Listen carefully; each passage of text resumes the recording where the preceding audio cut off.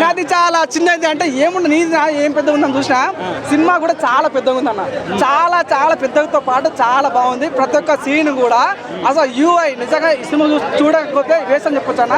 అన్న మెయిన్గా ఉపేంద్ర బ్యాక్ అన్న తనకు వింటేజ్ లుక్ అని డైలాగ్ డెలివరీ ఉంటుంది భయ చాలా డేంజరస్ ఉంటుంది. నిజంగా 18+ దాటిపోతుంటుంది అనమాట. మీరు చెప్తున్నా ఏదో ఈ సినిమా అన్ని సినిమాలకి సినిమా బాగుంటుంది అన్న అట్లా రాకండి. ఈ సినిమా చూసిన తర్వాత నీ మైండ్ ఎగిరిపోతుంది. నేను టాబ్లెట్ కొనుక్కొని మా ఇంటర్వ్యూ బయటకు వచ్చి నిజంగా మైండ్ ఎగిరిపోయి నాకు అంతా సైకాలజికల్గా అంతా మెథలాజికల్గా చాలా బాగుంటుంది.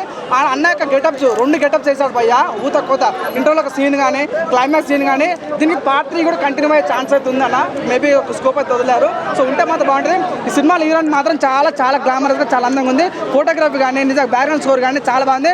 తనే డైరెక్టర్ తనే హీరోగా వేయడం అనేది చాలా బాగుంటుంది. ఎనివే ఉపేంద్ర అప్పుడు చూసి ఉపేంద్ర ఇస్ బ్యాక్ అని చెప్పొచ్చు. ప్రతి ఒక్క షాట్ చాలా బాగుంటుంది అంటే తన యొక్క ఎలివేషన్స్ అన్న అసలు మేము డీకోడ్ చేయలేకపోయినాం. ఫస్ట్ ఒక డైలాగ్ వదిలేరన్న, మీరు ఇంటెలిజెంట్ అయితే సినిమాకి రాకండి, మీరు లఫూట్లు మీరు దొంగలు అట్టుంటే సినిమాకి రండి అన్న పాయింట్ వదిలారు.